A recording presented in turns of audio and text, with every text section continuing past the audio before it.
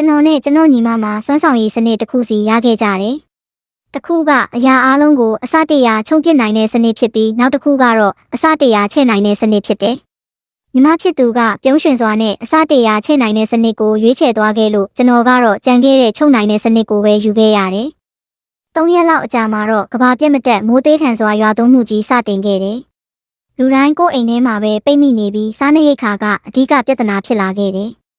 ကျွန်တော်ကတော့ချဲ့နိုင်တဲ့စနစ်ကိုအသုံးချပြီးရှိသမျှအစားအသောက်တွေကိုအကြီးကြီးဖြစ်အောင်ချဲ့လိုက်တာကြောင့်9နှစ်တာကာလပတ်လုံးအဆင်ပြေပြေဖြတ်တန်းနိုင်ခဲ့တယ်။ညီမဖြစ်သူရဲ့အသက်ကိုလည်းအကြိမ်ကြိမ်ကယ်ခဲ့ပေမဲ့နောက်ဆုံးမှာတော့သူကကျွန်တော်ကိုအထက်မြင့်အဆောက်အဦပေါ်ကနေတွန်းချပစ်ခဲ့တယ်။အကူသာကျမရဲ့ချဲ့နိုင်တဲ့စနစ်ကိုလူမယူခဲ့ရင်ဒီစနစ်နဲ့အစားအသောက်တွေကိုအများကြီးလုပ်ပြီးအကူရှောင်လို့မိသားစုကိုကယ်နိုင်မှာအကိုရဲ့အတအတွက်အခုပြန်ပေးဆက်လိုက်တော့ဆိုပြီးသူကပြောခဲ့တယ်ဒါပေမဲ့မထင်မှတ်ပဲကျွန်တော်အတိတ်ကိုပြန်ရောက်လာခဲ့တယ်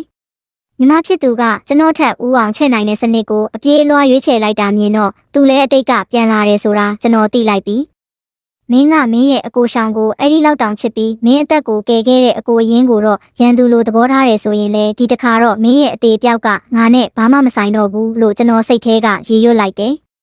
စိတ်မချမ်းသာသလိုဟန်ဆောင်နေတဲ့ညီမကိုကြည့်ပြီးကျွန်တော်ကချုပ်နိုင်တဲ့စနစ်ကိုယူလိုက်တယ်။သူကတော့စနစ်အစ်စ်ကိုစမ်းကြည့်ဖို့စိတ်အားထက်သန်နေပြီးဘေးနားကခွက်တစ်ခွက်ကိုအစတရာချဲ့လိုက်တယ်။ခွက်သေးသေးလေးကချက်ချင်းပဲခွက်ကြီးကြီးဖြစ်သွားတာပေါ့။ယာဟူအောင်မြင်ပြီးချဲ့နိုင်တဲ့စနစ်ကတကယ်ပဲငါလက်ထဲရောက်လာပြီလို့သူကဝမ်းသာအားရអော်တယ်။ကျွန်တော်ကတော့သူ့ကိုအေးဆက်ဆက်ပဲကြည့်နေမိတယ်။ဒါကျွန်တော်အရင်ဘဝကအသေးလဲကာကွယ်ပေးခဲ့တဲ့ညီမပေါ့။အရင်ဘဝတုန်းကမိုးသေးထန်စွာရွာသွန်းတဲ့အခါလူတွေအိမ်မှာပိတ်မိပြီးရိတ်ခါပြက်လက်ခဲ့တယ်။ကျွန်တော်မှရှိတဲ့ခောက်ဆွဲချောင်းနဲ့ပေါင်မုံတွေကိုချက်နိုင်တဲ့စနစ်နဲ့ချက်ပြီး9နှလုံးအသက်ဆက်ခဲ့ရတယ်။အဲ့ဒီအချိန်မှာညီမရဲ့ငယ်တငယ်ချင်းရှောင်ဖန်တို့မိသားစုကမျက်နှာချင်းဆိုင်အိမ်မှာနေတာ။ညီမကသူတို့ကိုကူညီဖို့ကျွန်တော်ကိုအကြိမ်ကြိမ်တောင်းပန်ခဲ့ပေမဲ့ကဘာပြက်ကတ်မှာဘာဖြစ်မလဲမသိနိုင်တာကြောင့်ကျွန်တော်ညင်းခဲ့တယ်။ကျွန်တော်အကူအညီမရတဲ့အတွက်ရှောင်ဖန်တို့မိသားစုဟာ9နှစ်အခြေအနေထိမခံနိုင်ပဲစောစောစီးစီးငပြက်တည်ဆုံးသွားခဲ့တယ်။ကျွန်တော်ကတော့ဘေးအန္တရာယ်ကလွတ်မြောက်ခဲ့ပေမဲ့ကျွန်တော်ကာကွယ်ပေးခဲ့တဲ့ညီမရဲ့လက်ထဲမှာပဲအသက်ပြောက်ခဲ့ရတယ်။အခုတော့ချဲ့နိုင်တဲ့စနစ်ကငါလက်ထဲမှာအကိုအားကြနေလား။ငါကတော့ငါလိုချင်တာမှန်သမျှအကုန်ချဲ့လို့ရတယ်။အကိုရဲ့ချုံတဲ့စနစ်ကတော့ဘာမှသုံးစားမရတဲ့ပုံပဲလို့ညီမကကျွန်တော်အတိတ်ကပြန်လာသလားဆိုတာကိုစမ်းသပ်တဲ့အနေနဲ့ပြောတယ်။သူ့မျက်လုံးထဲမှာသတိထားရိပ်တွေရှိနေတော့မယ်။ကျွန်တော်ကဘာမှမဖြစ်သလိုပြုံးပြလိုက်ပြီးဒါကစနစ်တစ်ခုပဲဟာမင်းကြိုက်ရင်မင်းယူပေါ့။ငါလည်းအဆင်ပြေပါတယ်လို့ပြောလိုက်တော့မှသူကစိတ်အေးသွားတယ်။ဒီတခါတော့သူရှောင်ဖန်တို့ကိုသွားခဲ့မယ်ဆိုတာကျွန်တော်သိတယ်။ဒါပေမဲ့ဒီလိုစနစ်ရှိတာကိုတခြားသူတွေသိသွားရင်သူဘယ်တော့မှဘေးကင်းမှာမဟုတ်တော့ဘူး။သူချက်ချင်းပဲအိမ်ပြင်ထွက်ပြီးရှောင်ဖန်အိမ်ကိုသွားခောက်တယ်။ရှောင်ဖန်ကကြောင်ပြီးမင်းမလာလောက်တာလဲလို့မေးပေမဲ့သူကရှောင်ဖန်ရဲ့နှာခေါင်းရှုပ်နေတဲ့မျက်နှာကိုဂယုမဆိုင်ပဲလက်ကိုအတင်းဆွဲကအကိုရှောင်အထဲဝင်ပြီးမှပြောကြရအောင်လို့ဆိုပြီးဝင်သွားတယ်။ကျွန်တော်လည်းအိမ်တကားကိုပိတ်ပြီးဖုန်းထဲကရက်ဆွဲကိုကြည့်လိုက်တယ်။မိုးတဲထန်စွာရွာဖို့3ရက်ပဲလိုတော့တယ်။ကျွန်တော်ချက်ချင်းပဲစူပါမားကတ်ကိုကားမောင်းသွားပြီးအစားအသောက်တွေအကုန်သိမ်းကျုံဝယ်တော့တယ်။ခေါက်ဆွဲကြောက်ပေါင်မုံတ िश ူးပြီးမှန်ဆောင်ကောင်းအောင်နဲ့တခြားနေစဉ်သုံးပစ္စည်းတွေအကုန်ဝယ်တယ်။ဟင်းသီးဟင်းရွက်မျိုးစေ့တွေနဲ့ဆန်မှုတွေလည်းပါတယ်။အစားကောင်းစားနိုင်ဖို့ကြက်ပေါက်လေးတွေအပြင်ပရိဘောကအစုံလင်ပါဝယ်လိုက်တယ်။ကျွန်တော်အတွက်အိမ်အစ်လေးတစ်လုံးဖန်တီးဖို့ပေါ့။ကျွန်တော်အိမ်ကအထက်မြင့်မှာဆိုတော့အရင်ဘဝတုန်းကရေဘေးကမချင်းချောက်နိုင်ခဲ့ဘူး။အိမ်ကနေထွက်ဖို့အစီအစဉ်မရှိဘဲပုံစံတစ်မျိုးနဲ့ပဲရှင်သန်ဖို့ဆုံးဖြတ်လိုက်တယ်။ကျွန်တော်မှရှိတဲ့ငွေစုစာအုပ်ထဲကပတ်စံတွေအကုန်သုံးလိုက်တယ်။တစ်ဖက်မှာတော့ညီမဖြစ်သူကမိုးရွာတော့မယ်ဆိုတာသိပေမဲ့ဘာမှပြင်ဆင်မထားဘူး။သူ့မှာချဲ့နိုင်တဲ့စနစ်ရှိနေတော့အစားအသောက်အတွက်မပူဘူးလို့သူထင်နေတာ။သူကတော့အစားအသောက်ပြက်လက်တဲ့အချိန်မှာရှောင်ဖန်တို့ကိုကဲထုတ်ပြီးရှောင်ဖန်သူ့ကိုပြန်ချစ်လာအောင်လုပ်ဖို့ပဲစိတ်ကူးရင်နေတာ။ဒီလိုလူအမျိုးသားကတော့ကဘာပြက်ကတ်မှာရှင်တန်ဖို့မထိုက်တန်ပါဘူး။ညနေရောက်တော့ညီမအိမ်ပြန်လာတယ်။သူ့မျက်လုံးတွေကပျော်ရွှင်လွန်းလို့အယောင်တောက်နေပြီးအကိုကျမသာရှောင်ဖန်တို့မိသားစုကိုကဲရင်သူကျမကိုပြန်ချစ်လာမှာမဟုတ်လားလို့ရှက်ကိုရှက်ကန်းနဲ့မေးတယ်။ကျွန်တော်ကအေးဆက်ဆက်ပဲမဟုတ်ဘူးလို့ဖြေလိုက်တော့သူကစိတ်တူသွားပြီးမဖြစ်နိုင်တာအကိုရှောင်ကကျမကိုတေချာပေါက်ကြိုက်မှအကိုကတော့ရေးစားတော်မရှိလို့ကျမကိုမနာလို့ဖြစ်နေတာလို့ပြောပြီးအခန်းထဲဝင်သွားတယ်။ကျွန်တော်ကတော့သူ့စကားကိုဂယုမဆိုင်ပဲဖုန်းထဲကနေလိုအပ်တာတွေကိုပဲအွန်လိုင်းကနေထပ်မနေလိုက်တယ်။အကိုပတ်စံရှိသေးလား ကျမကိုတောင်းကနန်းလောက်ချေးပါအောင်စားဖို့တခုခုဝယ်ခြင်းလို့သူကလာမေးတော့ကျွန်တော်ကမရှိတော့ဘူးရေခဲတစ်တာတဲ့အပြည့်ဖြည့်လိုက်လို့ပတ်စံကုန်သွားပြီလို့ဖြေလိုက်တယ်သူကဘာလို့ရေခဲတစ်တာအစ်စ်ဝယ်တာလဲလို့အော်မေးတော့ကျွန်တော်ကငါဝယ်ခြင်းလို့ဝယ်တာလေးမင်းကဘာဖြစ်နေတာလဲလို့ပြန်အောင်မှသူကလေတန်းလျှော့သွားပြီးဩမဟုတ်ပါဘူးသိကျင်လို့ပါအကိုအခန်းထဲကအစားအသောက်တချို့ကိုကျမယူလိုက်ပြီးတော့ရက်ွက်ထဲကအဖိုးဖွားတွေကိုပေးလိုက်ပြီးသူတို့တနာစရာကောင်းလို့ပါအကိုစိတ်မဆိုးပါနဲ့လို့ပြောတယ်သူကကျွန်တော်စီကချီကျူးစကားကိုစောင့်နေပုံပဲသူကလူတော်ဟန်ဆောင်ခြင်းပေမဲ့အခုတော့ကျွန်တော်မှရှိတဲ့နောက်ဆုံးရိတ်ခါတွေကိုတောင်တခြားသူကိုပေးပစ်လိုက်ပြီးဒါကကျွန်တော်ကိုတေခိုင်းတာနဲ့အတူတူပဲကျွန်တော်သာအတိတ်ကပြန်မလာဘူးဆိုရင်ဒီတစ်ခါတော့အသက်ရှင်မှာမဟုတ်တော့ဘူးမိဘတွေမရှိတော့ကလေးကကျွန်တော်ကပဲမိဘလိုစောင့်ရှောက်ပြီးသူ့ကိုကြောင်းထားပေးခဲ့တယ်သူကစာမတော်ပေမဲ့ကျွန်တော်ဘာမှမပြောဘဲသူ့စရိတ်ကိုတခြားသူတွေထက်ပိုပေးခဲ့တယ်ကျွန်တော်ပင်ပန်းပန်းအလုပ်လုပ်ပြီးမြို့မှာအိမ်ဝယ်နိုင်တဲ့အခါသူ့ကိုခေါ်ထားခဲ့တယ်ဒါပေမဲ့ရှောင်းဖန်ကဘေးအိမ်မှာလာနေတော့သူကရှောင်းဖန်နောက်ပဲတကောက်ကောက်လိုက်နေတော့တာအရင်ဘဝကရှောင်းဖန်တို့ကိုမကူညီလို့ဆိုပြီးကျွန်တော်မရှိတော့ရိတ်ခါတဝက်ကိုခိုးပေးခဲ့လို့ကျွန်တော်တကားကိုအမြဲပိတ်ထားခဲ့ရတယ်အဲ့ဒါကိုသူကကျွန်တော်ကိုလူစိတ်မရှိတဲ့အကိုလို့မြင်ခဲ့တာအခုတော့သူ့အပေါ်ကျွန်တော်လုံးဝစိတ်ပြတ်သွားပြီးအကိုကအကောင်းဆုံးပဲအကိုစိတ်မဆိုးဘူးဆိုတာကျမသိတယ်ဆိုပြီးသူကကျွန်တော်လက်ကိုလာကင်တော့ကျွန်တော်လက်ကိုယုံလိုက်ပြီးငါပင်ပန်းလို့သွားအိတ်တော့မယ်လို့ပြောကအခန်းထဲဝင်ခဲ့တယ်ကျွန်တော်ဝယ်ထားတဲ့လေအားလေးစစ်စနစ်နဲ့တခြားလိုအပ်တာတွေကိုစီစဉ်နေလိုက်တယ်ညီမကတော့သူ့မှာချဲ့နိုင်တဲ့စနစ်ရှိတယ်ဆိုပြီးဘာမှမစိုးရိမ်ပဲအစားအသောက်နည်းနည်းပါးပါးကိုသူ့အခန်းထဲမှာဝတ်ထားတယ်ကျွန်တော်ကတော့ဒီအိမ်ကိုစွန့်ခွာဖို့ဆုံးဖြတ်လိုက်ပြီးကျွန်တော်အိတ်ခန်းထဲမှာပြင်ဆင်တုန်းကပြည့်ဝက်အခန်းလေးတစ်ခုကိုဖောက်ထားခဲ့တယ်အဲ့ဒီနေရာကအိမ်သာကျယ်လောက်ပဲရှိပေမဲ့ကျွန်တော်အတွက်တော့ခြုံပြီးနေမယ်ဆိုရင်အရန်လုံခြုံတဲ့နေရာတစ်ခုပဲအဲ့ဒီအခန်းရဲ့တကားကိုကျွန်တော်ဖုန်းထဲမှာဖွင့်လို့ရတာဆိုတော့ညီမတိသွားရင်တော့ဖွင့်လို့ရမှာမဟုတ်ဘူးနောက်ပြီးမြို့ပြင်ကိုထွက်ပြီးမြေကြီးပုံကြီးတစ်ခုကိုခြုံယူခဲ့တယ်အဲ့ဒီမြေကြီးပေါ်မှာမျိုးစေ့တွေစိုက်ဖို့ပေါ့တစ်ပင်တချို့ကိုလည်းခြုံယူခဲ့တယ်နောက်ဆုံးတော့ကျွန်တော်မှာထားတဲ့ပရိဘောဂတွေနဲ့အစားအသောက်တွေရောက်လာပြီးမိုးမရွာခင်တရက်ပဲလိုတော့တဲ့အချိန်မှာရွာကကျွန်တော်တို့အရင်အိမ်ဟောင်းစီအကုန်ပို့ခိုင်းလိုက်တယ်။ရွာကလူသူကင်းမဲ့နေတော့ကျွန်တော်ကချုပ်နိုင်တဲ့စနစ်နဲ့ပရိဘောဂတွေအသုံးဆောင်တွေနဲ့အစားအသောက်တွေအကုန်လုံးကိုတစ်တာလေးတစ်လုံးနဲ့ဆန့်အောင်ခြုံထည့်လိုက်တယ်။နောက်ဆုံးမှာတော့ကျွန်တော်တို့နေတဲ့တိုက်ခန်းလေးကိုပါတစ်စိတ်တစ်ပိုင်းခြုံယူလိုက်ပြီးညရင်းချင်းပဲအိမ်ပြန်လာခဲ့တယ်။အဲ့ဒီပစ္စည်းတွေအကုန်လုံးကိုလျှို့ဝှက်အခန်းထဲထည့်လိုက်တယ်။ညီမကတော့သူပြင်ဆင်ပြီးပြီလို့ထင်နေပြီးကျွန်တော်ဘာလုပ်နေလဲဆိုတာကိုဂရုမစိုက်ဘူး။လျှို့ဝှက်အခန်းထဲမှာလေးစစ်စနစ်တွေရေဘူးတွေနဲ့မီးလုံးတွေအကုန်စီစဉ်ပြီးသွားပြီးအခုတော့အဲ့ဒီနေရာလေးကကျွန်တော်အတွက်လုံခြုံစိတ်ချရတဲ့နေရာလေးတစ်ခုလိုဖြစ်သွားခဲ့ပြီ။တင်းငယ်လုံးနဲ့ကြက်ပေါက်လေးတွေကတော့တကြီးကြီးနဲ့အော်နေကြပြီးအစာရှာဖို့ကောက်ရိုးပုံနဲ့ခေါင်းထိုးနေကြတယ်။လေတော်လေးရဲ့အပြင်ဘက်မှာတော့ကျွန်တော်ရဲ့အိမ်တစ်လေးရှိပြီးအထဲမှာအိမ်သုံးလျက်စစ်ပစ္စည်းအစုံလင်းရှိတယ်။အခုမှပဲကျွန်တော်တကယ်စိတ်အေးသွားပြီးမိုးသေးထန်စွာရွာသွန်းမဲ့အချိန်ကိုအေးအေးဆေးဆေးစောင့်နေနိုင်တော့တယ်။နောက်ဆုံးအချိန်ပိုင်းလေးမှာတော့ညီမဖြစ်သူကရှောင်းဖန်တို့အိမ်ဘက်ကိုတစ်ခေါက်ပြန်ပြေးသွားပြန်တယ်။ရှောင်းဖန်တို့မိသားစုကသူ့ကိုကြည့်မရတယ်လို့ဖြစ်နေပေမဲ့သူကတော့ဂရုမစိုက်ပဲရှောင်းဖန်အခန်းထဲကိုခဏခဏဝင်ထွက်နေတာ။ရှောင်းဖန်အမေကအောက်ထက်ကအတော်တွေကိုအတင်းပြောနေတာကျွန်တော်အကြိမ်ကြိမ်ကြားခဲ့ဘူးလေ။ဟိုဘက်အိမ်ကကောင်မလေးကတကယ်ရှက်မရှိတာပဲ။အရွယ်ရောက်နေပြီဖြစ်တဲ့သူကကျမသားအခန်းထဲကိုနေတိုင်းလာနေတာမိန်းကလေးတယောက်ရဲ့တိတ်ခါကိုတောင်မငဲ့ဘူးတဲ့အတော်တယောက်ကရဲပြီးသူကမင်းသားကိုကြိုက်နေလို့နေမှာပေါ့မင်းတော့ချွေးမရတော့မယ်ထင်တယ်လို့စနောက်တော့ရှောင်းဖန်အမေကချက်ချင်းပြန်တော့ပြန်နေရှင်တို့ကမသိလို့ပါအဲ့ဒီကောင်မလေးကတက္ကသိုလ်တောင်မအောင်ဘူးအခုထိအလုပ်ကင်လည်းမရှိဘူးအိမ်မှာနေပြီးသူ့အကိုကျွေးတာကိုပဲထိုင်စားနေတာအဲ့ဒီလိုဆင်းရဲတဲ့ပုံစံနဲ့ကျမသားကိုလာမန်းနေတာဘလို့မှမဖြစ်နိုင်ဘူးကျမသားကအရက်ရှည်ရုပ်ချောပြီးအလုပ်ကောင်းကောင်းရှိတာသူကအစင်းမြင့်တဲ့နေရာကိုပဲတလန်းရမှာတဲ့ကျွန်တော်ကတော့အဲ့ဓာတွေကိုမသိချင်အောင်ဆောင်ပြီးဘာမှမပြောခဲ့ဘူးမိုးမရွာခင်တနာရီအလိုမှာညီမစီဖုန်းဆက်လိုက်တယ်ဟေးအကိုဘာဖြစ်လို့လဲလို့သူကမေးတော့ကျွန်တော်ကဘာခံစားချက်မှမပါတဲ့လေတံနဲ့ကုမ္ပဏီမှာအလုပ်တွေရှိလို့ဒီညအချိန်ပိုဆင်းရမယ်အိမ်ပြန်မလာတော့ဘူးလို့ပြောလိုက်တယ်သူကခဏတော့တန့်သွားပေမဲ့ဘာမှသတိမပေးခဲ့ဘူးโอเคဒါဆိုကျမပဲအပြင်မှာစားလိုက်မယ်လို့ပြောပြီးဖုန်းချသွားတယ်။သူကျွန်တော်ကိုဘေးကင်းဖို့တတိပေးမှာမဟုတ်ဘူးဆိုတာကျွန်တော်သိတာပေါ့။ဘာပဲဖြစ်ဖြစ်ကျွန်တော်ကအိမ်မှာမရှိဘူးလို့သူထင်သွားအောင်ဖုန်းဆက်လိုက်တာပဲပြီးတော့ကျွန်တော်ဖုန်းကနေတဆင့်အိတ်ခမ်းထဲကပြုတ်ဝက်ခန်းတကားကိုဖွင့်လိုက်တယ်။တကူလုံးအထဲဝင်ပြီးတကားပြန်ပိတ်လိုက်တယ်။အဲဒီနောက်မှာတော့ကျွန်တော်ချုပ်နိုင်တဲ့စွမ်းဆောင်ရည်စနစ်ကိုအသုံးပြုလိုက်တယ်။ ဒီတစ်ခါတော့ပစ္စည်းတွေကိုချုံတာမဟုတ်ပဲကိုချုံလိုက်တာပါခဏအကြာမှာတော့ကဘာကြီးကလဲသွားသလိုခံစားရပြီးကျွန်တော်သိငယ်သွားတယ်အရင်ကသိငယ်တဲ့လှုပ်ဝက်ခန်းလေးဟာအခုတော့အရန်ကျယ်ဝန်းတဲ့နေရာကြီးဖြစ်သွားပြီးကျွန်တော်ကိုချုံဖို့ဆုံးဖြတ်ခဲ့တာကအရင်ဘဝတုန်းကအတွေ့အကြုံကြောင့်ပါချဲ့ထားတဲ့ပစ္စည်းတွေဟာမိုးရွာတာရက်သွားတဲ့အခါမူလအရွယ်အစားပြန်ဖြစ်သွားတာကိုကျွန်တော်သတိထားမိခဲ့တယ်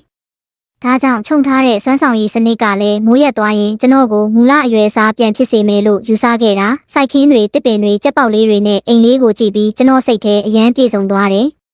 အခုတော့မိုးရွာတာကိုပူစရာမလိုတော့ဘူးညီမအိမ်မှာမရှိတော့ကအိမ်ထဲမှာရောအိမ်ရှိလမ်းမမှာရောမမြင်နိုင်တဲ့ကင်မရာတွေတက်ထားခဲ့တယ်အဲ့ဒါကြောင့်ဖုန်းကနေတဆင့်အပြင်ကလှုပ်ရှားမှုတွေကိုအကုန်မြင်နေရတယ်ရှောင်းဖန်တို့အိမ်အပြင်ဘက်မှာတောင်တက်ထားတာပါဒီကင်မရာတွေကအရေးသွေးကောင်းလို့ပုံရိပ်တင်မကဘူးအတန်ကိုပါတိုးတိုးလေးတောင်ကြားရတယ်ကျွန်တော်ဖုန်းကိုဘောင်းဘီအိတ်ထဲထည့်ပြီးပေါက်ပြားကိုယူကာလဲခွင်းထဲမှာမြေစတင်တူးတော့တယ်မြေတူးပြီးမျိုးစေ့တွေချတယ်မြေဩဇာကျွေးပြီးရေနည်းနည်းလောင်းလိုက်တယ်ကျက်ပေါက်လေးတွေကကျွန်တော်ခြေထောက်နားမှာဝိုင်းပြီးလာစိတ်နေကြလို့လက်နဲ့ရမ်းပြီးမောင်းထုတ်လိုက်ရတယ်ပြီးတော့သူတို့ကိုအစာကျွေးလိုက်တယ်ဖုန်းထဲမှာကြည့်လိုက်တော့မိုးကစရွာနေပြီဒါပေမဲ့မိုးကဘယ်တော့မှမရက်တော့ဘူးဆိုတာဘယ်သူမှမသိကြသေးဘူးလူမှုကွန်ရက်ပေါ်မှာတော့မိုးရမ်းသေးလို့အလုပ်သွားလို့မရဘူးဆိုပြီးလူတွေညှိတွားနေကြတယ်အခုတော့ကျွန်တော်ကပြင်ပကဘာနဲ့ကင်းကွာသွားပြီးဖုန်းနဲ့ကွန်ပျူတာပဲဆက်သွယ်လို့ရတော့တယ်ရက်တော်ကြာတဲ့အထိမိုးကမရက်ဘူးလမ်းမဆက်သွယ်ရေးတွေလည်းပြတ်တောက်ကုန်ပြီးကျွန်တော်ပျောက်နေတာကိုညီမကတော့အံ့ဩပုံမရဘူးကျွန်တော်ရေကြီးပြီးတည်သွားပြီလို့ပဲသူထင်နေပုံရတယ်ဒီရက်တွေမှာကျွန်တော်ကတော့ကိုယ့်လေတော်လေးမှာစိုက်ပျိုးရေးလုပ်လိုက်ကျက်စာကျွေးလိုက်နဲ့အလုပ်ရှုပ်နေတာကျက်ပေါက်လေးတွေကကျွန်တော်စိုက်ထားတဲ့အပင်ပေါက်လေးတွေကိုလာခိုးစားတာတခုပဲစိတ်ညစ်ရတယ်ဒီနေ့မှာကင်မရာထဲကြည့်လိုက်တော့ညီမကရှောင်းဖန်ကိုကျွန်တော်အိမ်ထဲခေါ်လာတာတွေ့လိုက်ရတယ်သူတို့အိမ်ခန်းမှာထိုင်နေကြပြီးညီမရဲ့မျက်နှာမှာဂုံယူဝင်ကြွားတဲ့အပြုံးတွေရှိနေတယ်အကိုရှောင်းအကိုတို့အိမ်မှာစားစရာကြံသေးလားလို့မေးတော့ရှောင်းဖန်ကစိတ်ပြက်တဲ့မျက်နှာနဲ့တိတ်မကြံတော့ဘူးဒီလောက်အထိဖြစ်မယ်မှန်းသိရင်အများကြီးဝယ်ထားမိမှာအခုတော့အောက်ထက်ကအိမ်တွေတောင်ရေမြုပ်ကုန်ပြီးအပြင်ထွက်လို့တောင်မရတော့ဘူးလို့ပြောတယ်ပြီးတော့ရှောင်းဖန်ကညီမကိုကြည့်ပြီးဘဝဝမ်းမင်းအိမ်မှာရောစားစရာရှိသေးလားငါ့ကိုနည်းနည်းပေးပါဦး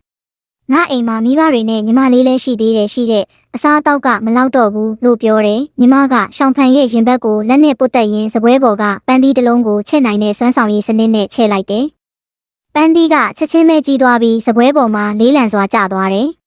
ရှောင်းဖန်ကတော့မယုံနိုင်အောင်ဖြစ်သွားပြီးညီမရဲ့ပခုံးကိုကင်ကားဝမ်ဝမ်မင်းရှိလို့တော်တာပဲငါတို့အိမ်ကအစားအသောက်တွေကိုလည်းအကြီးကြီးဖြစ်အောင်လုပ်ပေးပါဦးမလို့ပြောတယ်ညီမကရှက်ကိုရှက်ကန်းနဲ့ခေါင်းငင်ပြီးကောင်းပြီလေအကိုရှောင်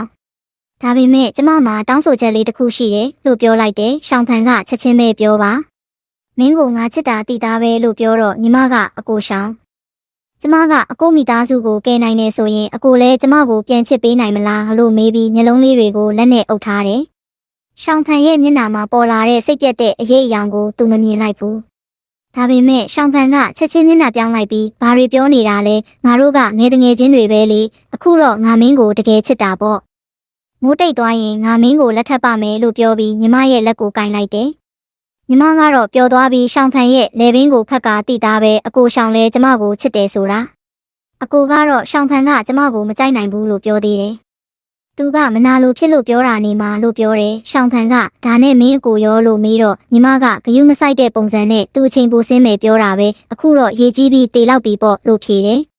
ရှောင်းဖန်ရဲ့မျက်နှာမှာကောက်ကျစ်တဲ့အပြုံးတစ်ခုပေါ်လာပြီးညီမကိုထက်ချော့ကအစားအသောက်တွေအကုန်ထုတ်ခိုင်းတော့တယ်ကင်မရာကနေကြည့်နေတဲ့ကျွန်တော်ကတော့လှောင်ပြုံးလိုက်မိတယ်ဒီလောက်မိုက်မဲတဲ့ညီမကိုငါဘလို့များပြုစုပြောထောင်ခဲ့မိပါလိမ့်ကိုအရင်ကိုတောင်တေးစေချင်နေတာပဲလို့တွေးမိတယ်ဒါပေမဲ့ဒါတွေကကျွန်တော်နဲ့ဘာမှမဆိုင်တော့ဘူးကျွန်တော်ဒီမှာပုံနေတာကိုဘယ်သူမှသိမှာမဟုတ်ဘူးကျွန်တော်အိမ်ထဲပြန်ဝင်ပြီးကို့ဘာသာဟော့ပေါ့လှုပ်ရှားလိုက်တယ်ရေခဲတက်တာတွေကဘီယာတစ်လုံးကိုလည်းထုတ်လိုက်တယ်ဒီလိုမိုးသေးထန်နေတဲ့အချိန်မှာဟော့ပေါ့စားပြီးဘီယာတောက်ရတာတကယ်ကိုစိမ့်ရှိတာပဲကျွန်တော်ကတော့အဲ့ဒီအစားတောက်ပုံကိုဓာတ်ပုံရိုက်ပြီးလူမှုကွန်ရက်ပေါ်တင်လိုက်တယ်မထင်မှတ်ပဲညီမကချက်ချင်းလာမှတ်ချက်ပေးတယ်အကိုဘယ်မှာလဲတဲ့အဲ့ဒါတွေမကဘူးသူကမက်ဆေ့ချတွေပါထပ်ပို့လာတယ်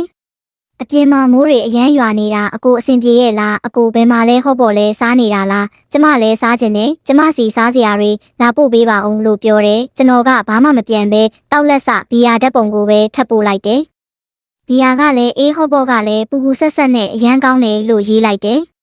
ညီမကချက်ချင်းဖုန်းဆက်လာတဲ့အကိုကဘလို့လို့ဟော့ဘော့စားနိုင်နေတာလဲကျမအတွက်ယူလာပေးလေကျမပေါင်မုံတွေပဲစားနေရတာကြပြီလို့ပြောတယ်သူ့လေတန်းမှာမနာလိုဖြစ်နေတာကိုကျွန်တော်သိတာနေတယ်ကျွန်တော်ကပြုံးပြီးငါကုမ္ပဏီမှာပဲရှိသေးတယ်ဒါကုမ္ပဏီကကြွေးတာလေမိုးရမ်းသေးလို့ပြန်လို့မရသေးဘူးအိမ်မှာပဲတခုခုရှာစားလိုက်ပါလို့ပြောလိုက်တယ်ညီမကအရင်လိုပဲချွဲနွယ်ပြီးမလုပ်ပါနဲ့အိမ်ကပေါင်မုံတွေကစားလို့မကောင်းဘူးကျမလည်းဟော့ပေါ့စားခြင်းနဲ့လို့ပြောနေတော့ကျွန်တော်ဖုန်းချလိုက်တယ်ကင်မရာထဲကြည့်လိုက်တော့သူကဖုန်းကိုကြည့်ပြီးဒေါသတွေထွက်နေတာတွေ့ရတယ်အရင်ကလိမ်မာတဲ့ညီမလေးပုံစံမျိုးမဟုတ်တော့ဘူးနှစ်ပေါင်းများစွာလိမ်မာတယ်လို့ဟန်ဆောင်ခဲ့ရတာသူ့အတွက်တကယ်ပင်ပန်းမှာပဲကျွန်တော်ကတော့ကိုရက်ပေါ်ကဂိမ်းတွေကစားရင်အချိန်ဖြုံးလိုက်တယ်ဘိုက်ဝသွားတော့ကတင်ပေါ်မှာလှဲရင်းရှောင်ဖန်တို့အိမ်ကအတန်ကိုနားထောင်လိုက်တယ်ဝမ်ကတကယ်ကိုတန်ဖိုးရှိတဲ့သူပဲအခုတော့ငါတို့မိသားစုစားဖို့တောက်ဖို့မပူရတော့ဘူးလို့ရှောင်ဖန်အမေကပြောနေတာကြားရတယ်သူတို့မိသားစုကညီမမှာချက်နိုင်တဲ့စွမ်းဆောင်ရည်စနစ်ရှိတာကိုသိသွားကြပြီပေါ့ဒါကဝမ်ရဲ့ကံကောင်းမှုပဲအတော်တို့လည်းအခုဆိုရင်တမိသားစုရဲသားတွေဖြစ်နေကြပြီလေဝမ်သာမရှိရင်ငါတို့ဒီလောက်အစားအသောက်တွေဘယ်ကရမလဲဆိုပြီးရှောင်းဖန်ရဲ့မိဘတွေကညီမဖြစ်သူကိုမြှောက်ပင်ပြီးချုံမော့နေကြတယ်လေထုထဲမှာတော့ခဏတာတိတ်ဆိတ်သွားသလိုပဲဝမ်ကတကယ်ကိုချစ်ဖို့ကောင်းတဲ့ကောင်မလေးပဲလို့အတော်အစတွေကပြောသားပဲလို့ရှောင်းဖန်မေကထပ်ပြောတယ်ညီမဖြစ်သူကတော့သူတို့ရဲ့မြှောက်ပင်မှုတွေကြားမှာတာယာနေပြီးဘာမှမသိတော့ဘူးကျွန်တော်ကတော့နှာခေါင်းရှုံပြီးကင်မရာကိုပိတ်လိုက်တယ်ရှောင်းဖန်တို့မိသားစုအကြောင်းကိုကျွန်တော်ကောင်းကောင်းသိတာပေါ့အရင်ကရွာမှာနေတော့ကမြေယာရော်ကြီးငွေရတာနဲ့တင်နှာခေါင်းနဲ့အသက်ရှူပြီးလူတွေကိုအထင်သေးခဲ့ကြတာဆွေမျိုးတွေတငယ်ချင်းတွေကိုတောင်သူတို့ပတ်စံလာချေးမှကြောက်လို့ဆဲဆုံမောင်းထုတ်ခဲ့ကြတဲ့သူတွေရွာလူကြီးကရေတစ်ခွက်လာတောင်းတာကိုတောင်မထီမဲ့မြေလုပ်ခဲ့ကြတာဒီလိုလူမျိုးတွေကကျွန်တော်ညီမကိုတကယ်စိတ်ရင်းနဲ့ဆက်ဆံပါမလားရှောင်းဖန်ဆိုတာကလည်းငငယ်တွေကမောက်မာပြီးကျွန်တော်ညီမအကြောင်းကို꿰ရမှာရောရှေ့မှာရောမကောင်းပြောတတ်တဲ့သူစိတ်ထဲကနေကျွန်တော်ညီမကိုဘယ်တော့မှအထင်မကြီးခဲ့ဘူးဒါပေမဲ့ကျွန်တော်အခုအစတရခြုံထားတဲ့ဘဝနဲ့သူတို့ကိစ္စကိုတွားဆွတ်ဖက်လို့မရဘူးလေမကြခင်မှာပဲညီမစီကဖုန်းလာတဲ့အကိုသတင်းကောင်းရှိတယ်ကျမနဲ့အကိုရှောင်းတို့တွဲနေကြပြီးတဲ့ကျွန်တော်ကစက်စာကြွေးရင်ဟုတ်လားဒါနဲ့ဘာကိစ္စဖုန်းဆက်တာလဲလို့မေးလိုက်တယ်စက်ပေါက်လေးတွေကနည်းနည်းကြီးလာပြီဆိုတော့အစာအတွက်တကြီးကြီးနဲ့ရန်ဖြစ်နေကြတာပေါ့အကိုဟိုဘက်မှာဘာအတန်တွေလဲကြက်အော်တန်တွေကြားနေရတယ်လို့ပဲလို့ညီမကမေးတော့ကျွန်တော်ကအင်းစက်စာကြွေးနေလို့လေလို့ပြန်ပြောလိုက်တယ်ညီမကချက်ချင်းပဲမိုးတွေဒီလောက်ရွာနေတာအကိုကဘယ်မှာသွားကြွေးနေတာလဲလို့မေးတယ်ကျွန်တော်ကသူ့မေးခွန်းကိုဓာတ်ရိုက်မဖြေပဲစိုက်ထားတဲ့အသီးရွက်တွေလည်းထွက်နေပြီးခရမ်းသီးတွေတောင်ထွက်နေပြီးပေါင်းမြက်တွေနှုတ်ရရေလောင်းရနဲ့အလုရှုံနေတာအရင်ကဝယ်ထားတဲ့အသားတွေလည်းရေခဲတစ်တာထဲမှာရှိနေတော့စားစရာမပူရဘူးလို့ပြောလိုက်တယ်အကိုတကယ်ပဲမလဲဘာလို့အဲ့ဒီမှာဟုတ်ပေါ်လဲစားနိုင်ချက်လဲမွေးနိုင်နေတာလဲမိုးတဲတာတွေကအကိုကိုဘာမှမဖြစ်စေဘူးလားလို့သူကအံ့တုံမေးတယ်ကျွန်တော်ကဘဲမှမသွားပဲသူ့အိတ်ခမ်းဘေးကနန်းရံတစ်ခုချားမှာပဲရှိနေတာကိုသူပဲသိပါမလဲလောကနှစ်ခုကလုံးဝခြားနားနေတာလေအကိုအဆင်ပြေနေတာကောင်းပါတယ်အကိုရှိရဲ့နေရာကိုပြောပြပါလားကျမရှောင်းဖန်တို့မိသားစုကိုပါခေါ်လာခဲ့မယ်ကျမတို့ကနောက်ဆိုတမိသားစုရဲသားတွေဖြစ်မှာပဲလေလို့သူကပြောလာတယ်ကျွန်တော်ကမင်းဘာသာရှာကြည့်လေးတွေ့ရင်လာခဲ့ပေါ့လို့ပြောလိုက်တယ်ညီမကဘာကိုဆိုလိုတာလဲကျမတို့ကိုမလာစေချင်တာလားလို့စိတ်တူတူနဲ့မေးတယ်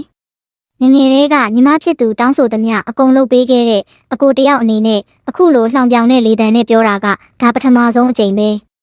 ကျွန်တော်ကလမ်းမှာပိတ်နေတဲ့ကြက်ပေါက်လေးတစ်ကောင်ကိုခြေထောက်နဲ့နည်းနည်းဖယ်ပြီးအိမ်ထဲပြန်ဝင်ခဲ့တယ်ကျွန်တော်ရေခဲတစ်တာထဲမှာအတင်စားပီဇာဖေးကြားတွေပေါက်စီတွေကိတ်မုံတွေအများကြီးရှိတာပေါ့microwave ထဲကနေပူပူနွေးနွေးပီဇာကိုထုတ်ပြီးညီမစီဓာတ်ပုံရိုက်ပို့လိုက်တယ်အကိုမှာဘာလို့ပီဇာတွေရှိနေတာလဲ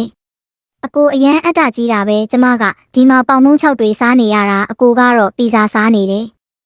အကိုဘယ်မှာလဲဆိုတာမြန်ပြောလို့သူကအတင်းတောင်းဆိုတယ်ဝါ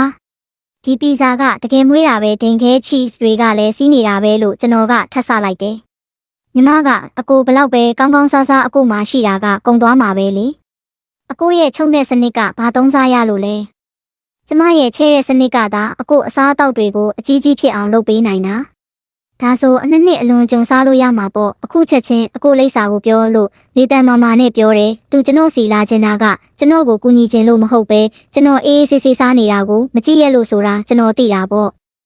့ရှာတွေ့ရင်လာခဲ့လို့ပဲထပ်ပြောပြီးဖုန်းချလိုက်တယ်ကင်မရာထဲမှာကြည့်လိုက်တော့သူကဒေါသတကြီးနဲ့အခန်းထဲကပစ္စည်းတွေကိုလိုက်ရိုက်ခွဲနေတာတွေ့ရတယ်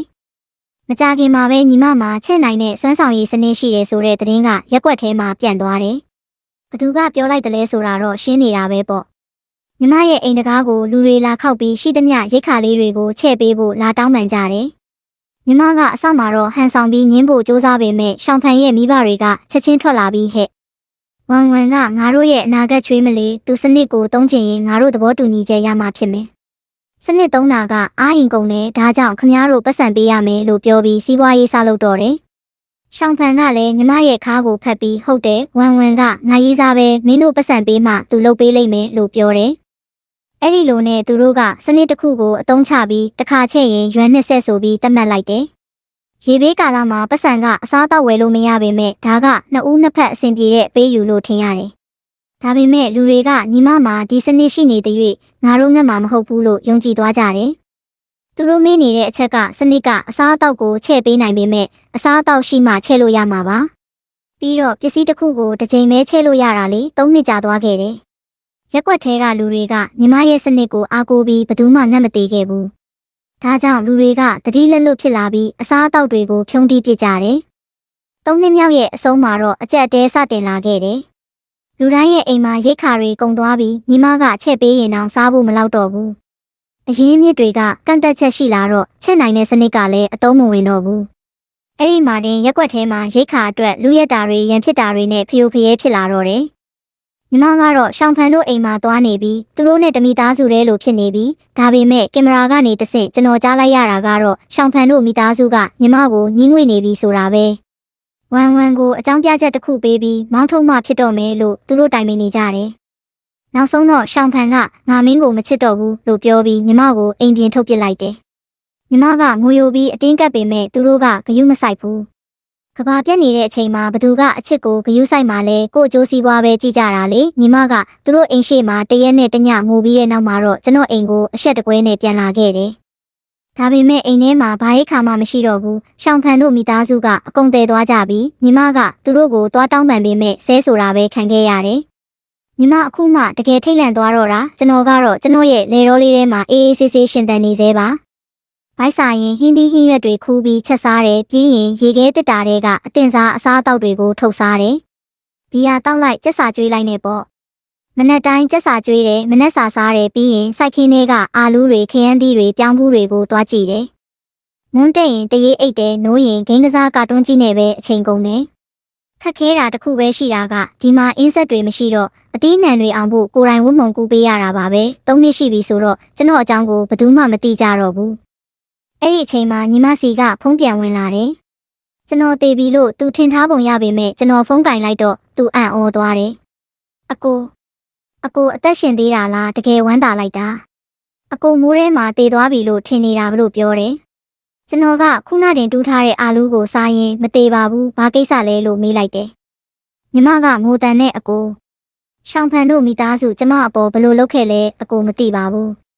သူတို့ကကျမရဲ့စနစ်ကိုတုံးပြီးပတ်စံရှာတယ်အခုစနစ်ကအတုံးမဝင်တော့ကျမကိုအိမ်ပေါ်ကမောင်းထုတ်လိုက်ပြီးရှောင်ဖန်ကကျမကိုလက်ထပ်မယ်ပြောပြီးအခုတော့လမ်းခွဲလိုက်ပြီးအိမ်မှာလည်းစားစရာဘာမှမရှိတော့ဘူးလို့ပြောပြီးငိုနေပြန်တယ်ကျွန်တော်ကတော့တခွားသီးကိုမြင်းမြင်းရှက်ရှက်ဝါးစားနေလိုက်တော့တယ်စားတောက်နေတဲ့အတန်ကတကယ်ကိုကြွရွနေတာပဲအကိုကျမကိုမြ мян လာခေါ်ပါတော့နော်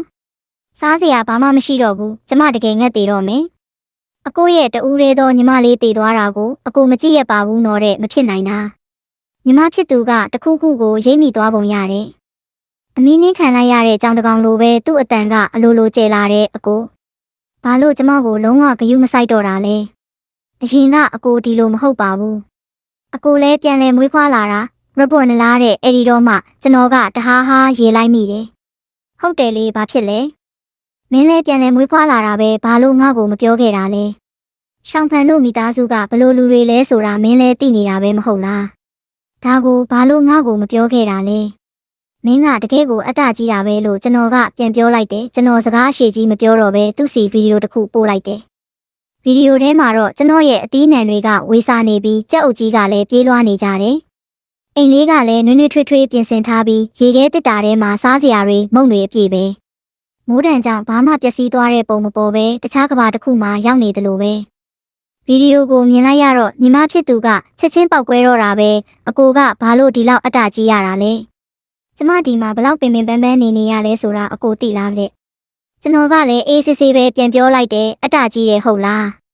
အရင်ဘဝတုန်းကမင်းငါကိုအထက်ပေါ်ကနေတွန်းချခဲ့တုန်းကရောမင်းအတ္တမကြီးဘူးလား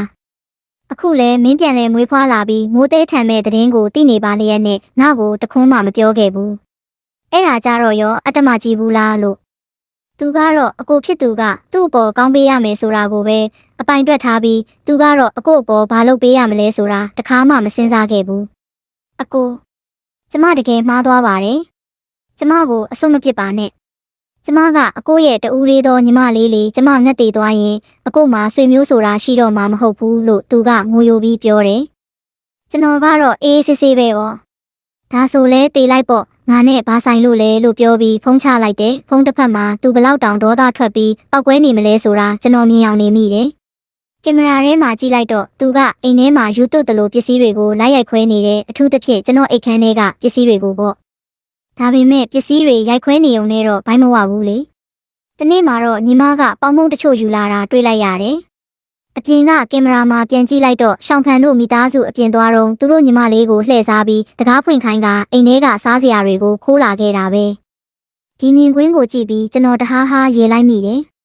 ခွေးချင်းချင်းကြိုက်ကြတာတကယ်ကြည့်ကောင်းတာပဲခဏကြာမှာတော့ရှောင်းဖန်တို့မိသားစုပြန်လာပြီးစားစရာတွေပျောက်နေတာသိသွားတော့အိမ်တကားကိုလာကန်ပြီးဆဲဆိုကြတော့တာပေါ့ညီမကတော့လိတ်လိုပဲခေါင်းကိုအိမ်ထဲမှာဝတ်ထားပြီးထွက်မလာရဲဘူးကျွန်တော်အိမ်တကားကပြင်ဆင်တုန်းကအခိုင်ခံဆုံးတကားကိုရွေးထားတာဆိုတော့3 ရက် 3 ညဆဲဆိုနေလဲဘာမှမဖြစ်ဘူးဒါပေမဲ့မထင်မှတ်ပဲရှောင်းဖန်ကမျက်နှာပြောင်းပြီးညီမကိုချော့တော့တယ်ဝမ်းစိတ်မဆိုးပါနဲ့တော့စားစရာတွေပြန်ပေးလိုက်ပါငါတို့ပြန်အဆင်ပြေကြရအောင်အရင်ကပြောခဲ့တာတွေကစိတ်တူလို့ပြောမိတာပါတကယ်တော့ငါမင်းကိုချစ်နေတုန်းပဲငါတို့လက်ထက်ကြမယ်လို့သတိပေးထားတာမေ့သွားပြီလားတဲ့ညီမကအစကတွန်းဆုတ်နေပေမဲ့ရှောင်းဖန်က2 ရက်တိုင်တောင်းပန်စကားတွေပြောနေတော့စိတ်ပျော့သွားပုံရတယ်သူတကားဖွင့်လိုက်တာနဲ့အပြင်မှာပုံနေတဲ့ရှောင်းဖန်ကတကားကိုတွန်းဖွင့်ပြီးညီမကိုတထောင်နဲ့အတွက်ကမြေပြင်ပေါ်လဲကျသွားစေတယ်ရှောင်းဖန်အဖေကလည်းညီမရဲ့ခေါင်းကိုအားနဲ့ကန်လိုက်ပြီးအရှက်မရှိတဲ့ကောင်မလေးငါသားကိုယူကျင်သေးတယ်လားငါပစ္စည်းတွေကိုတောင်ခိုးဝန်းနေပေါ့လို့ဆဲဆိုကရှိသမျှအစားအသောက်တွေအကုန်ပြန်တည်သွားကြတယ်ညီမကတော့ဒါကျမအစားတောက်တွေပါလို့တိုးတိုးလေးပြောရင်းမြေပြင်ပေါ်မှာ2 ရက်လောက်မလှုပ်မရှက်လဲနေခဲ့တယ်။နောက်ဆုံးအားပြန်ပြေးလာလို့ထွက်တဲ့အခါမှာတော့တကားဝမှာအကြာကြီးငိုနေတော့တယ်။အခုတော့သူ့မှာချဲ့တဲ့စနစ်ရှိနေလဲစားစရာတစ်ခုမှမရှိတော့တာကြောင့်ဘာမှလုပ်လို့မရတော့ဘူး။သူရမ်းမျောလင်းချက်ကုန်နေတဲ့အချိန်မှာကျွန်တော်စီဖုန်းပြန်ဆက်လာတယ်။ဖုန်းကင်လိုက်တာနဲ့သူကငိုယိုပြီးအကိုကျမအနှိမ့်ဆက်ခံရလို့ခန္ဓာကိုယ်တွေအယမ်းနာနေပြီးကျမကိုလာခဲ့ပါဦးဘိုင်လဲအယမ်းစားတဲ့အယိုးတွေလည်းကျိုးကုန်ပြီးထင်တယ်လို့ပြောတယ်။အရင်ဘဝကဆိုရင်တော့ကျွန်တော်စိတ်မကောင်းဖြစ်ပြီးသူ့အစားအနာခံပေးခြင်းမိမှာပါ။ဒါပေမဲ့အခုတော့မင်းခံရမှာပေါ့လို့ပဲပြောပြီးဖုန်းချလိုက်တဲ့အချိန်တွေတရက်ပြီးတရက်ကုန်ဆုံးသွားတယ်။ညီမဖြစ်သူကတော့အိမ်ရှိမှာလဲလျောင်းရင်းခန္ဓာကိုယ်ကပိန်ချုံလာတယ်။ဒီကြားထဲမှာလူတွေကသူ့ကိုအစားအသောက်တွေချက်ခိုင်းဖို့လာခိုင်းကြသေးတယ်။သူကမလုပ်ချင်ပေမဲ့အရိုက်ခံရတော့လဲလုပ်ပေးရတာပေါ့နောက်ဆုံးထွက်သက်မှာတော့သူရှောင်းဖန်တို့အိမ်ရှိကိုတွားသွားပြီးတေဆုံးသွားခဲ့တယ်ရှောင်းဖန်ကတကားဖွင့်လိုက်လို့ပုတ်ဆပြုတ်နေတဲ့ညီမရဲ့အလောင်းကိုမြင်တော့ယွန်ရှာတဲ့ပုံစံနဲ့ကန်ထုတ်လိုက်ပြီးသူသေးသေးရှင်းရှင်းငါနဲ့ဘာဆိုင်လဲလို့ပြောတယ်နောက်ထပ်2 နှစ်ကြာသွားခဲ့တယ်မိုးသေးထန်တာကအောက်ထပ်တွေကိုရေမြုပ်စေခဲ့ပေမဲ့ကျွန်တော်တို့အထက်ကိုတော့မထိခိုက်ခဲ့ဘူးမိုးမတိတ်ခင်လအနေငယ်အလိုမှာရှောင်းဖန်တို့မိသားစုလည်းအသက်ခံလိုက်ရတယ်သူတို့ကရက်ွက်ထဲမှာနမဲဆိုးနဲ့ကြော်ကြားတဲ့အပြင်ညီမဖြစ်သူကိုအတုံးချပြီးချမ်းသာနေတာကိုလူတွေကမနာလိုဖြစ်နေကြတာတယောက်ယောက်ကရှောင်းဖန်တို့အိမ်မှာစားစရာတွေအများကြီးရှိသေးတယ်လို့သတင်းလွှင့်လိုက်တော့လူအုပ်ကြီးကလက်နက်တွေနဲ့လာရောက်လူရဲကြတာပေါ့သူတို့ကလည်းအပြင်ကလူတွေကိုပြန်ဆဲတော့ပိုဆိုးသွားပြီး၄ ရက်အကြာမှာတကားဖြတ်ခံရကရှိသမျှအစားအသောက်တွေအလူခံလိုက်ရတယ်သူတို့မိသားစုလည်းနောက်ဆုံးလပိုင်းလေးမှာပဲငှက်ပြက်ပြီးတေဆုံးသွားကြတယ်ကျွန်တော်ကတော့ကျွန်တော်ရဲ့လေတော်လေးမှာစားလိုက်တောက်လိုက်နဲ့9 ပေါင်တောင်တက်လာခဲ့တယ်။နောက်ဆုံးမိုးတိတ်သွားပြီဆိုတဲ့သတင်းဖုန်းထဲမှာတက်လာတယ်။ နေရောင်ခြည်ကတိမ်တွေကြားကနေထွက်ပေါ်လာပြီးကဘာမြေကိုအလင်းပေးလိုက်တယ်။ကျွန်တော်စိုက်ခင်းထဲမှာအလုံးလုံးနေတော့ခန္ဓာကိုယ်ထဲမှာထူးဆန်းတဲ့ခံစားချက်တစ်ခုဖြစ်လာပြီးခြုံထားတဲ့ကိုကမူလအတိုင်းပြန်ကြီးလာတယ်။လေတော်လေးနဲ့အိမ်လေးကတော့ကျွန်တော်ခြေထောက်အောက်မှာတေးသေးလေးဖြစ်ကြံခဲ့တယ်။ကျွန်တော်ဖုန်းနဲ့လျှို့ဝှက်ခန်းတကားကိုဖွင့်လိုက်တော့ရှုပ်ပွားနေတဲ့အိမ်ကိုတွေးလိုက်ရတယ်။ထူးဆန်းတာကကျွန်တော်တယောက်တည်းပဲမူလအရွယ်စားပြန်ဖြစ်တာပါ။တခြားຢာတွေကတော့သေးနေတော့မယ်။ကျွန်တော်သတင်းပေါက်ကနေအပြင်ကိုကြည့်လိုက်တော့အသက်ရှင်ကျန်ရစ်သူတွေအပြင်ထွက်ပြီးကောင်းကင်ကိုကြည့်ကအော်ဟစ်နေကြတာကိုတွေ့ရတယ်။ကျွန်တော်အခုတော့တကယ်ပဲအသက်ရှင်ခဲ့ပြီးအိမ်တကားဖွင့်ပြီးအောက်ဆင်းလာတော့အောက်ထပ်မှာတော့လူသေးကောင်တွေနဲ့နန်းစော်နေတာပဲ။ကျွန်တော်နေအောင်ရှိရာကိုရှောက်လန်းလိုက်တယ်။အဲ့ဒီအချိန်မှာပဲကျွန်တော်ဖုန်းကတုန်ခါသွားပြီး message တစ်ခုတက်လာတယ်။ဂုဏ်ယူပါတယ်။ကဘာပြည့်ရှင်တန်ရေးမစ်ရှင်ကိုအောင်မြင်စွာပြီးဆုံးခဲ့ပါပြီ။စနစ်ကိုအစစ်မြင့်တင်လိုက်ပါပြီ။အစစ်မြင့်တင်ထားတဲ့ချုပ်နိုင်တဲ့စနစ်ဘာရှင်းနှစ်ကိုအသုံးပြုနိုင်ပါပြီတဲ့။အဲ့ဒီစနစ်တစ်ကတတ်မဲ့အရာတွေကိုထာဝရခြုံထားနိုင်တဲ့စွမ်းအားရှိတယ်။ကျွန်တော်အံ့ဩနေတော့မှပဲနောက်ထပ်သတင်းတစ်ခုတက်လာပြန်တယ်။ကဘာအနှံ့မှာအပူချိန်တွေအဆမတန်မြင့်တက်နေပြီးနောက်ထပ်3လအကြာမှာအလွန်မင်းအေးခဲတဲ့လှိုင်းတွေကဘာကိုလွှမ်းမိုးတော့မယ်တဲ့။ကျွန်တော်သတင်းကိုကြည့်ပြီးပြုံးလိုက်မိတယ်။မိုးတဲထန်တာပြီးသွားပေမဲ့အခုတော့အေးခဲတဲ့ကဘာပြက်ကက်ကလာအောင်မှာပေါ့။ဒါပေမဲ့အခုကျွန်တော်မှာအစိမ့်မြင့်တင်ထားတဲ့စနစ်ရှိနေပြီပဲ။ကျွန်တော်တောက်ပနေတဲ့နေမင်းကြီးကိုမော့ကြည့်ရင်မျိုးလုံးထဲမှာဆူရှာတဲ့အရေးအယောင်တွေပေါ်လာတယ်။ဒီတစ်ခါတော့ဘသူကငါ့ကိုထပ်ပြီးလှုပ်ကြံဝင်မလဲဆိုတာကြည့်ကြသေးတာပေါ့